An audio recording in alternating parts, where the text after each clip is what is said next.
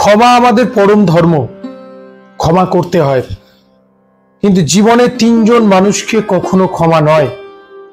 আজকে এই বিষয়ে আলোচনা, কোন তিনজনকে জীবনে কখনো ক্ষমা করবে না। প্রথম হচ্ছে বেঈমান বন্ধু।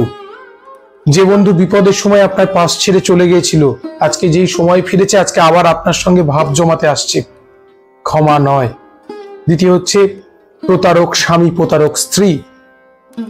যে মিথ্যে বলে স্বামী বা স্ত্রী তাকে ঠকিয়েছে, পরকীয়ায় লিপ্ত হয়ে গেছে, পরে আবার যখন সে সেখানে কায়দা করতে পারছে না, আবার ফিরে এসছে, এরকম মানুষকে দ্বিতীয়বার সুযোগ দেবেন না, জীবন আপনার একদম নষ্ট করে দেবে।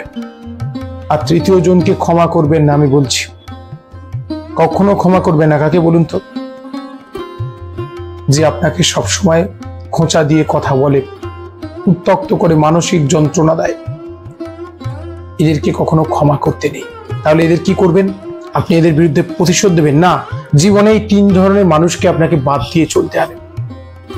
অনেক সময় বাস্তবতায় আপনারা বাদ দিতে পারবেন না, অনেক সময় হাজি হাজি করতে রহো বাইঠো আপনি ধাম পার, ঠিক এইরকম ভাবে চলতে হবে।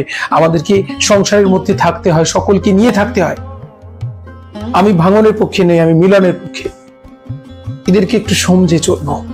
এই তিন ধরনের মানুষ হয়তো মুখে বললাম ঠিক আছে ঠিক আছে, কিন্তু অন্তরে এদের সঙ্গে বেশি অ্যাটাচমেন্ট না করাই ভালো। এতে আমাদের ভালো হবে, প্রত্যেকে ভালো থাকতে পারবো। সাবধানে থাকুন, জীবনে সুস্থ আনন্দে থাকুন। পরবর্তী পর্বে দেখা হচ্ছে, সঙ্গে থাকুন।